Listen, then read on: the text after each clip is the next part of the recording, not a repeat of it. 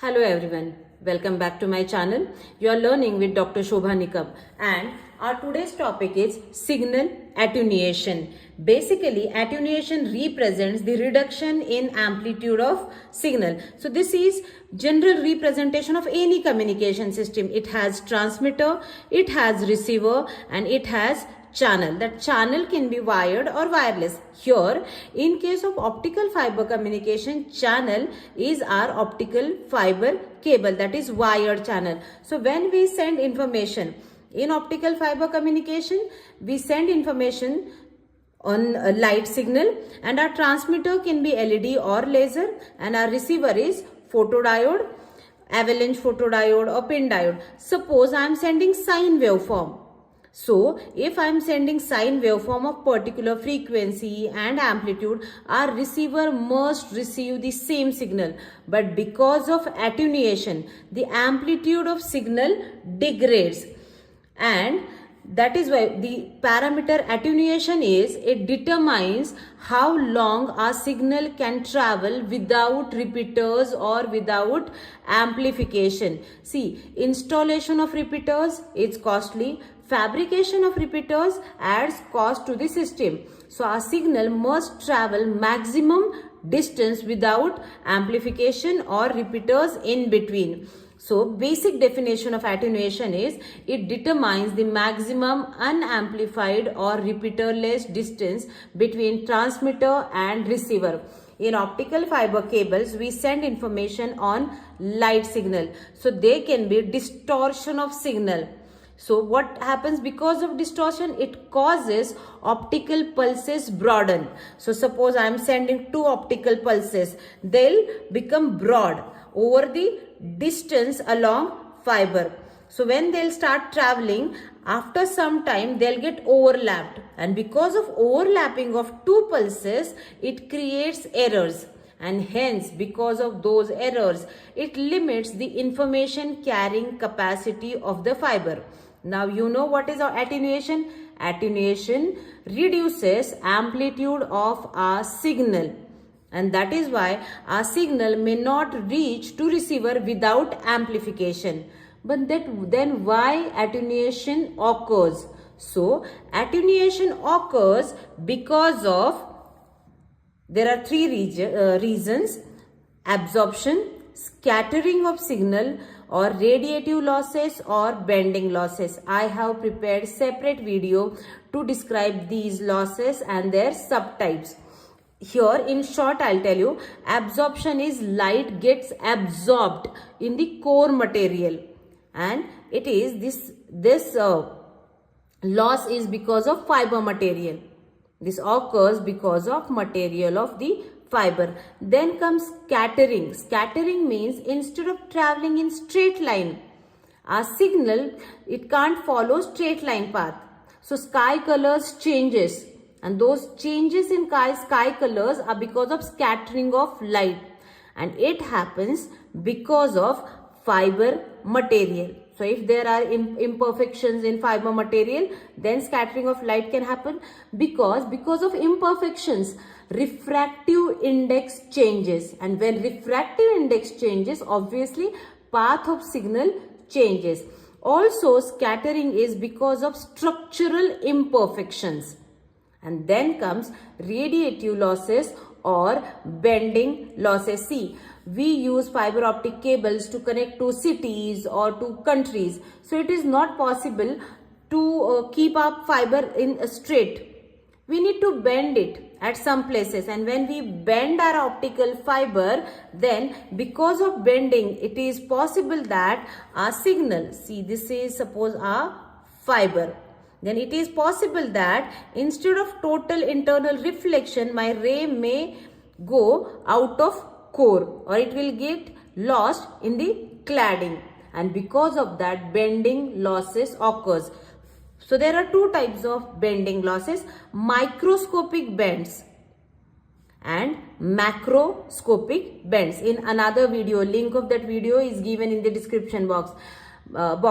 So in another video, all these losses are explained in detail. In this video, we will concentrate on signal attenuation and numericals based on signal attenuation. So signal attenuation occurs because of absorption of light, scattering of light, and because of bending losses. Because of attenuation, amplitude of signal reduces and it is possible that our signal may not reach to receiver end. Its power degrades. So now let's discuss formulas for attenuation.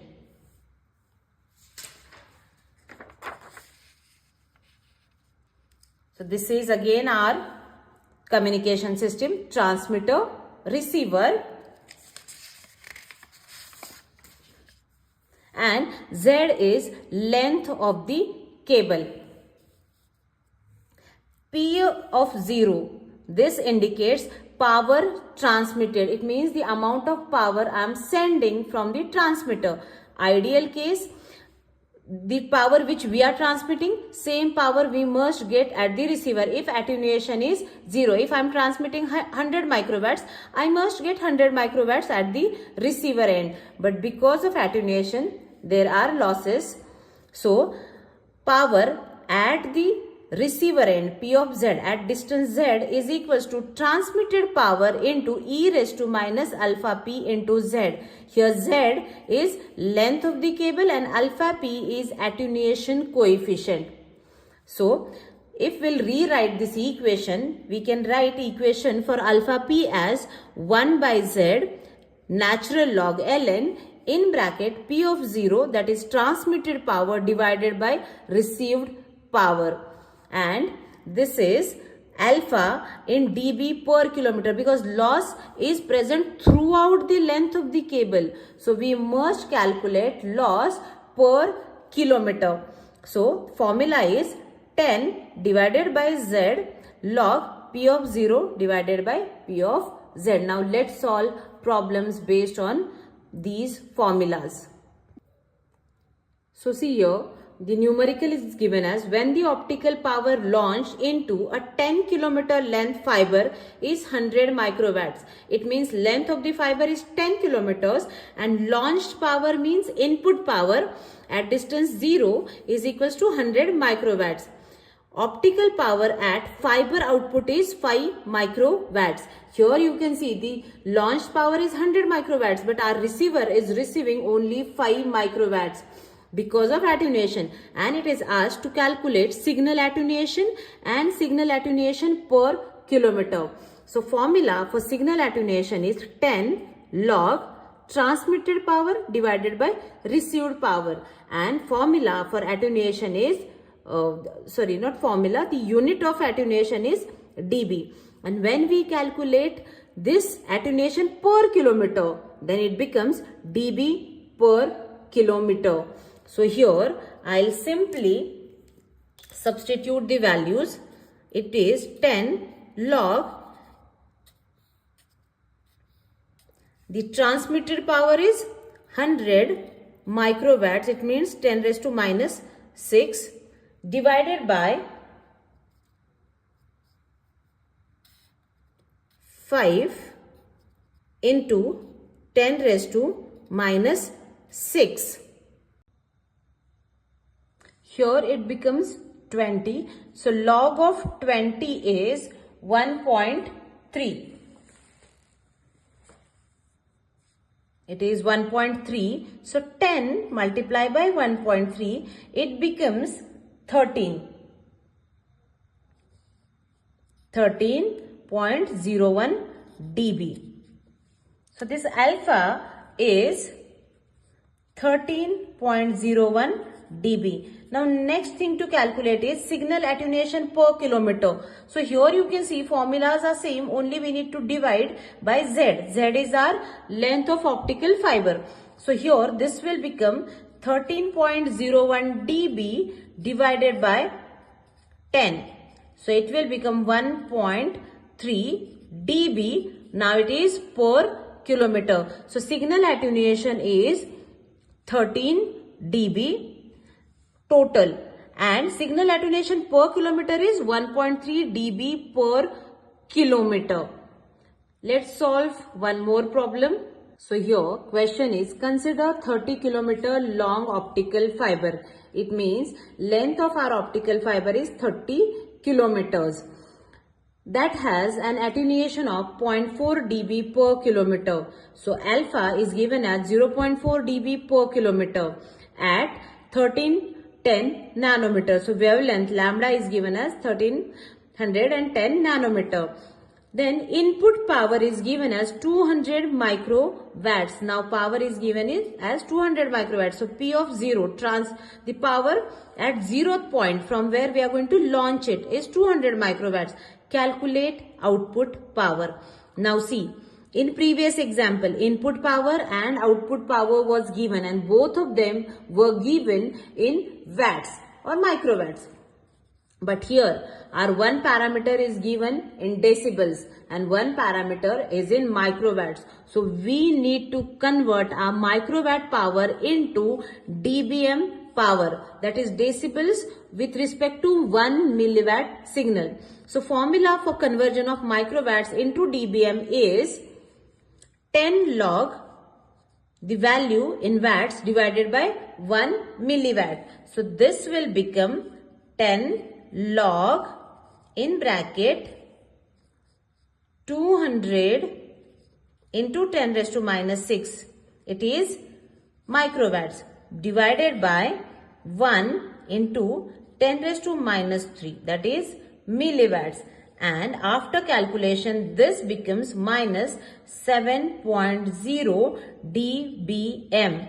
Now our input power is minus 7.0 dBm.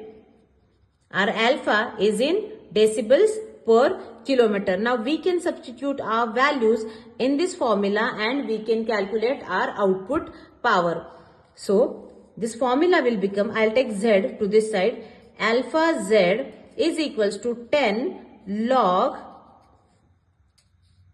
P of 0 divided by P of Z bracket complete. So I can write it as 10 log P of 0 minus 10 log P of Z. So here,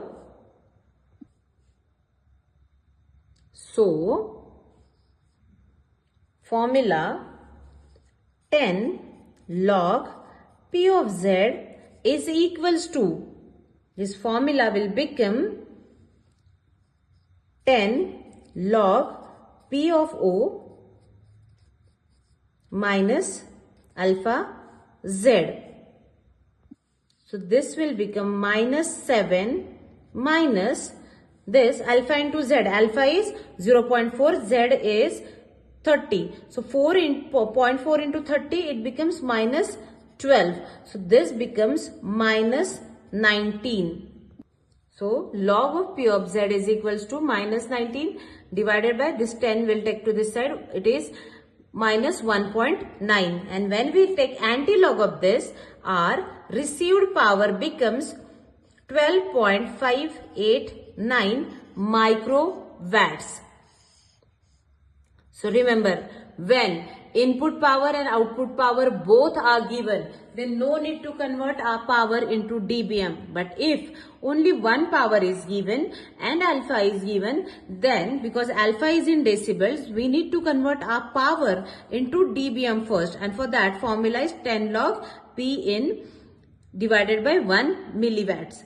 And then after converting this power into dBm, you can substitute simply into this formula for attenuation. The formula is very simple. 10 by Z, Z is length, log transmitted power divided by received power. So it was all about the attenuation. If you found this video useful, please like it, share it with your friends and subscribe to my channel. Thank you so much for watching.